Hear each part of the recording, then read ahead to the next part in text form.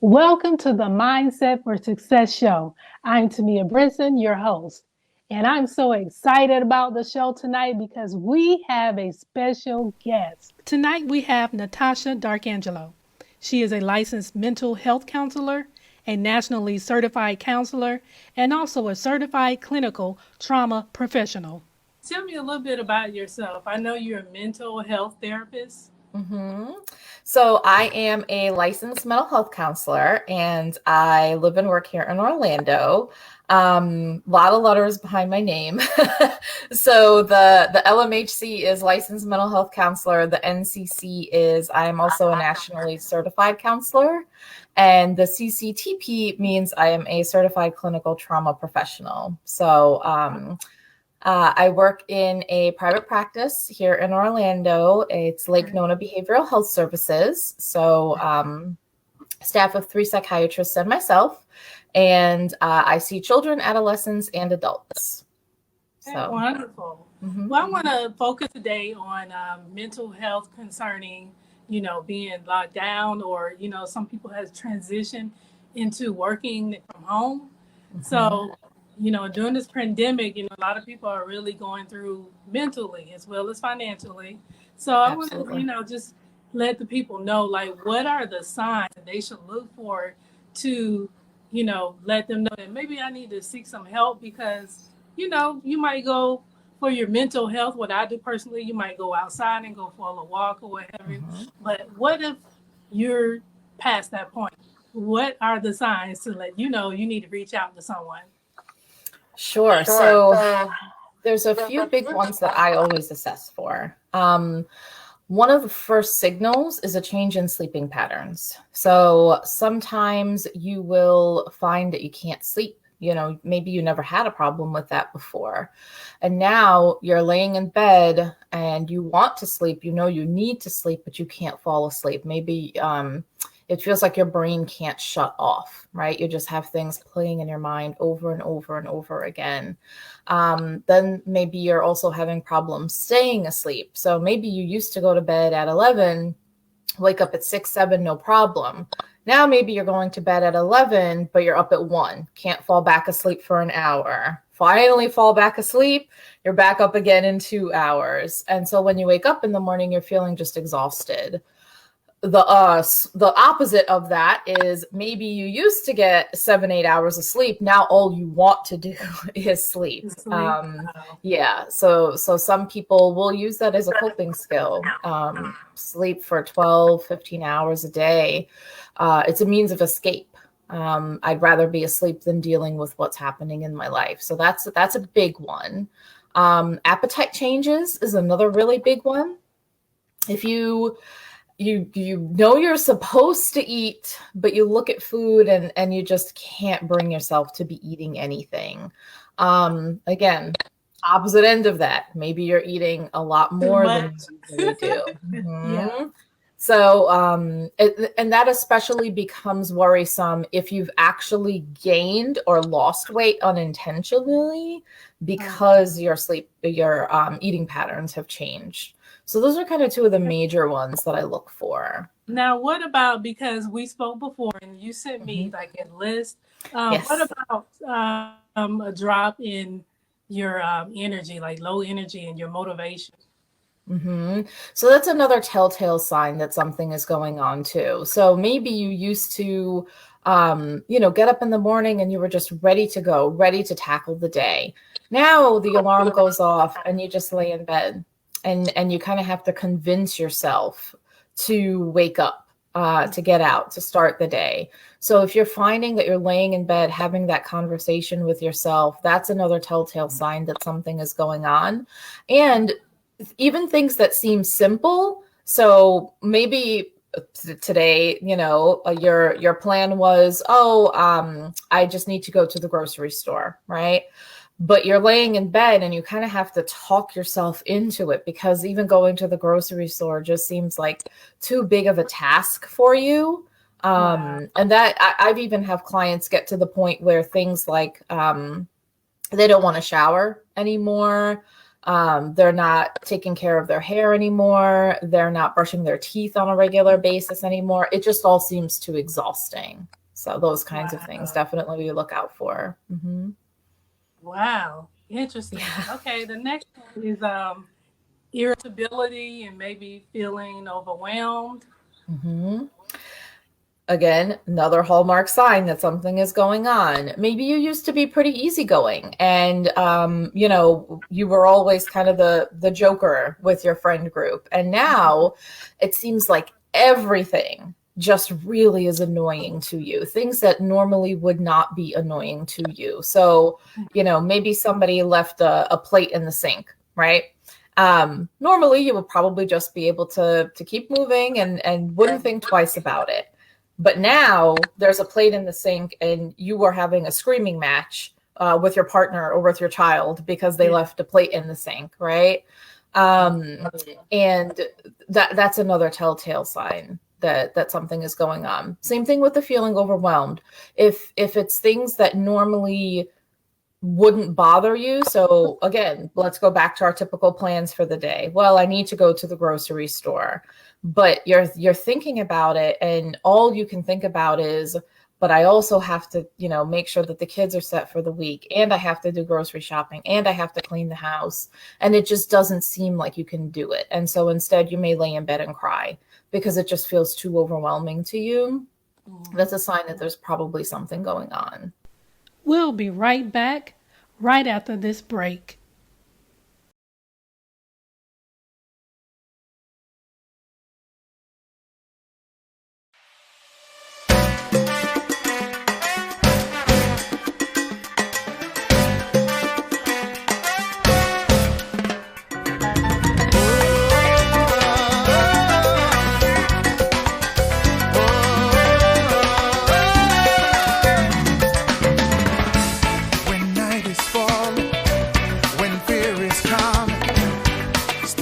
Calling me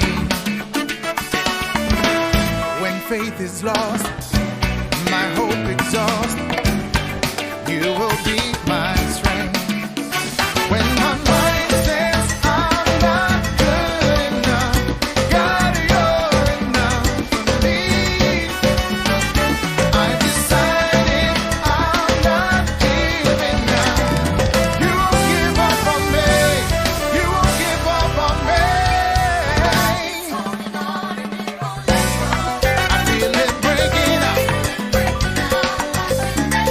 Your love is holy.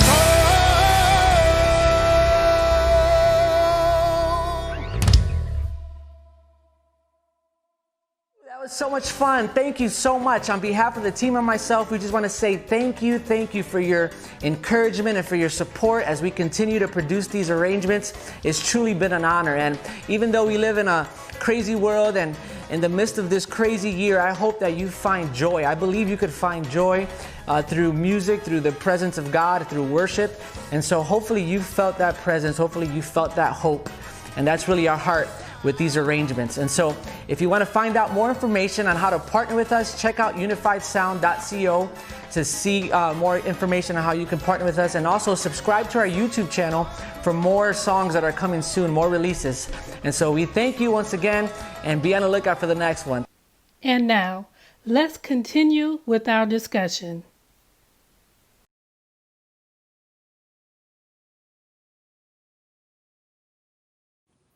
Okay, Natasha, let me just ask you, because that sounds like normal stress. And maybe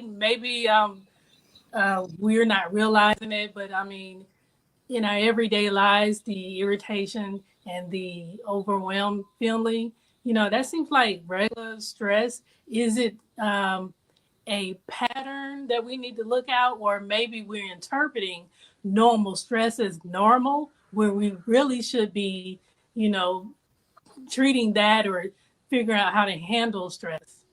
Absolutely. That's a great question. So my clients that are mothers especially put a lot of pressure on themselves to do all of the things. They have to manage the house. They have to manage the kids. Now they're managing school. Now they're managing work, a lot of times working from home. If you have a partner, then you're also managing whatever is going on with your partner as well. And we tend to put that pressure on ourselves as women that we need to be able to balance it all, and we need to be perfect in all of those areas. And so oftentimes when clients come to me that are moms, they feel lost. It's like, I have no identity anymore, because all I am is partner and mom, and I have nothing that's my own. And they start to feel overwhelmed, or they start to feel stressed. A lot of times my clients that are moms don't even realize how stressed they are until they come to me. And I'm like, okay, take a step back. Think about all of the things that you just listed off to me. You're working full time. You're doing all the cooking. You're doing all the cleaning. You're doing all the childcare. And your kids are online, like with school right now. Who in your position wouldn't be feeling stressed, but they don't take that step back to realize, like, oh, wow, I do have a lot going on, because it's, society tells us that we're supposed to be able to do all of these things. And it's just this unfair expectation. You're human. Right. You're going to have feelings around that. And a lot of times, I will encourage you to have a little bit more grace around yourself and understand that you are human too. And the better able you are to take care of yourself, the better able you're going to be to take care of everybody else. You're going to be a better mom if you're taking the time to take care of you. You're going to be a better worker. You're going to be a better life partner to somebody. It's the airplane analogy, right? When you get on the airplane and they give you the safety speech in the beginning, the oxygen mask drops from the ceiling.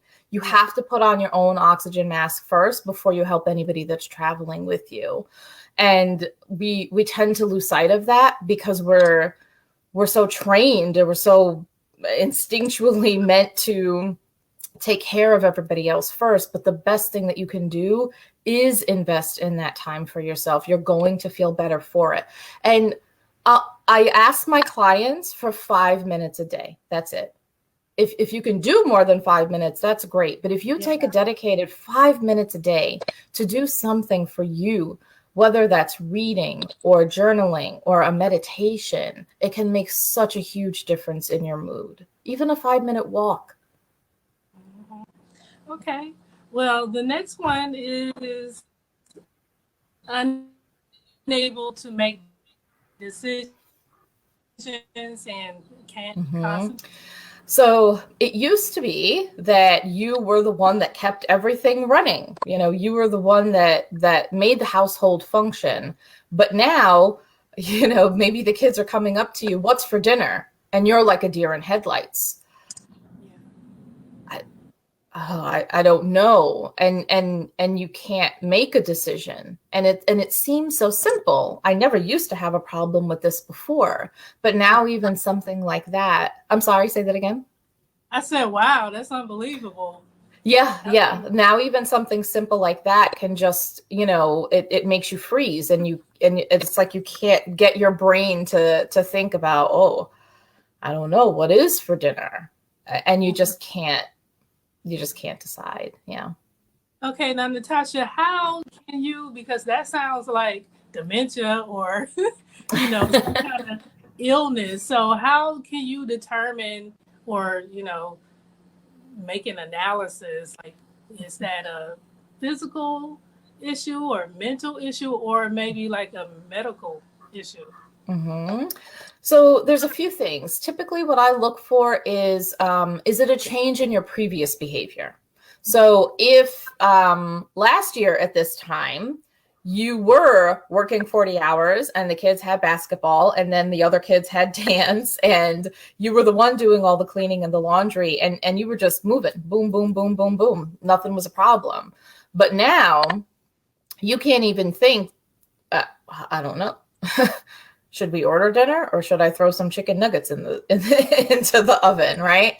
That's a change in behavior. And so that may be a signal that something is going on as far as your mental health. But I do tell clients all the time, we tend to overlook the importance of our physical health too. So there is a mind-body connection. Those two things are very closely connected.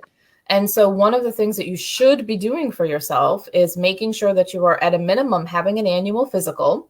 Yes. If you're a woman, having an annual check-in with your GYN, because if we're not keeping up with those things, there could very well be something medically going on that we're missing, right? If your thyroid is not functioning the way that it's supposed to be, you can be feeling depressed.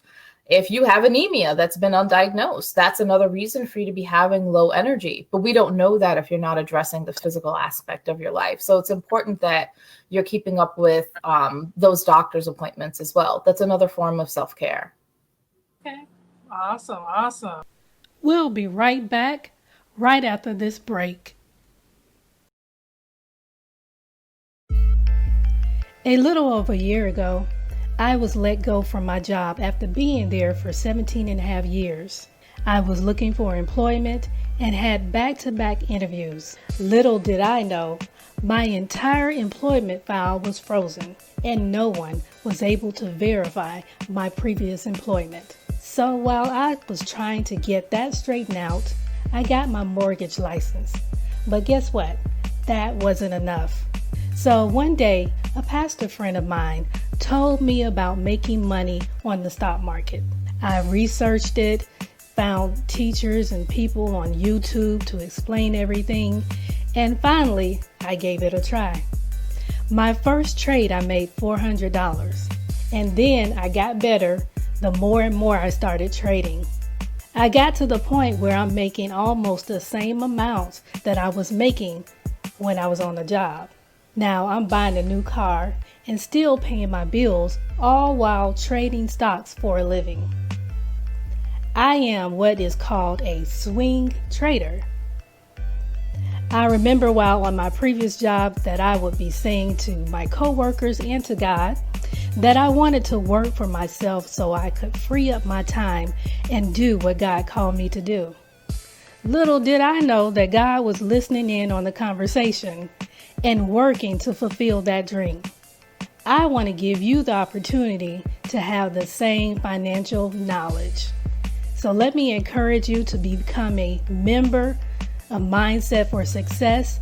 Become a VIP or a professional member, because when you have those memberships, you will be able to follow my journey. I will have videos showing you how I do trades. You will have access to certain trades that I make. You will also see what I'm doing and also see the strategies that I put in place. So again, go ahead and join and sign up. You have to be either a VIP or a professional member to gain access. So go ahead and do that today.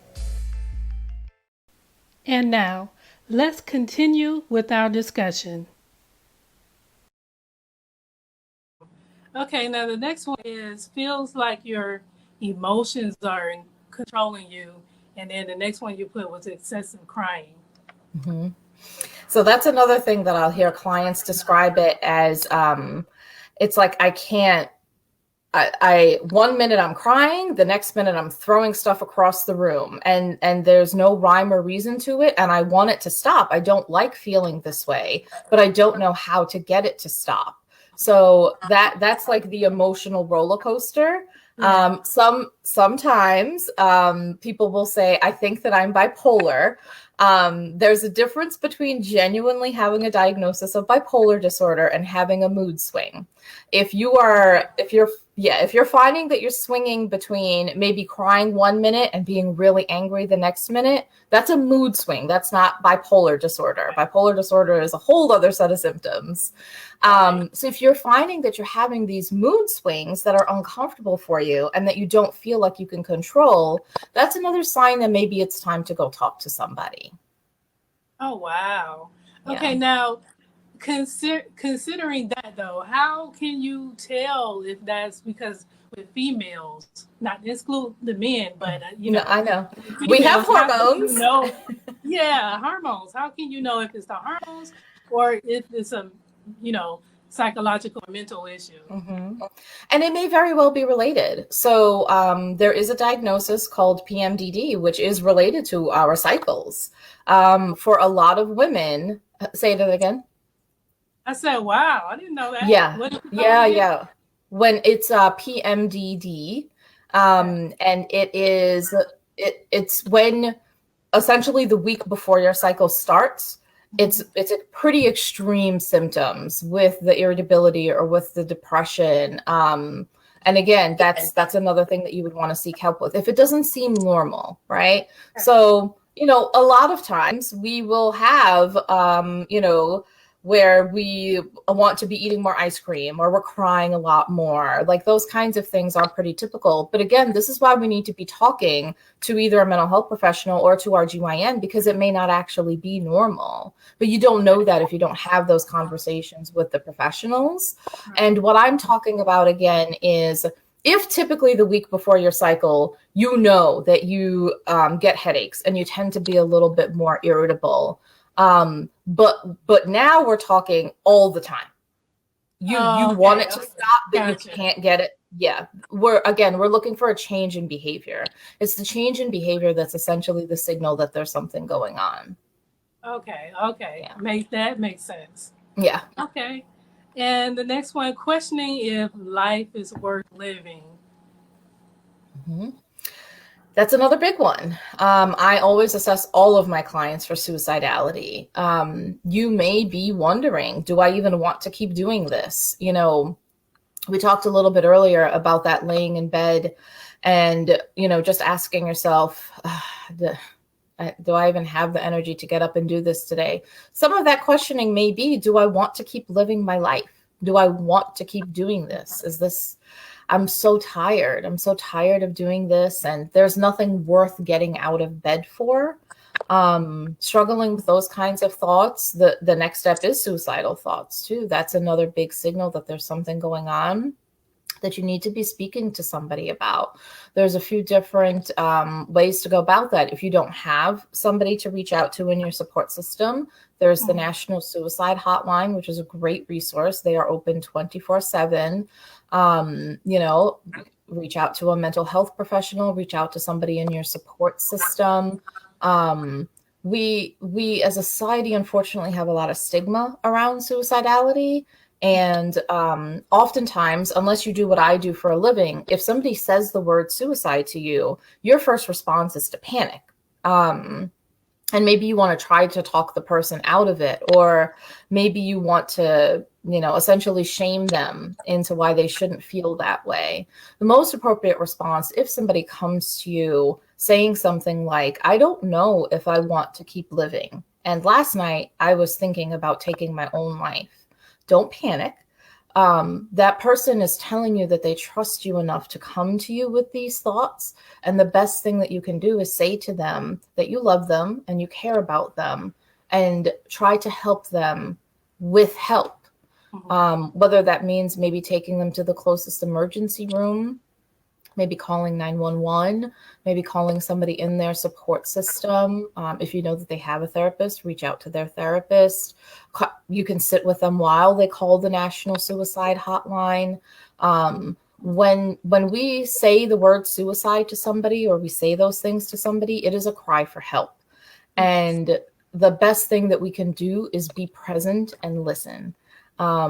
Don't try to change their mind. What they're looking for is they're looking for you to genuinely be present and genuinely listen to them. I can't tell you how many clients I've had come to me that said that if they only had one person that would have sat down with them and said, wow, I'm so sorry. What can I do? I'm here for you. I love you. I care about you. Yeah. Let's figure this out together. They're looking for that connection. That's the best thing that you can do. Wow. And you said something that was interesting. I think people probably need to pay attention to. You said suicidal thoughts, but before you said that, people might be questioning if they want to live or not. And that seems to be like a prelude, to suicidal thoughts. So Absolutely. that's a key point that, maybe when they're having those thoughts about, do I want to continue living? That's you're right. That is a good sign, a trigger, and they need to be alert to, just reach out to someone, because it sounds like the next step is suicidal thoughts. Correct. Absolutely. That first thing, that I don't know if I want to keep on living, that's a place of hopelessness, which is also not a comfortable place to be. But if we don't address that, it can very often lead into suicidal thoughts. Wow. Yeah. You have the mindset for success.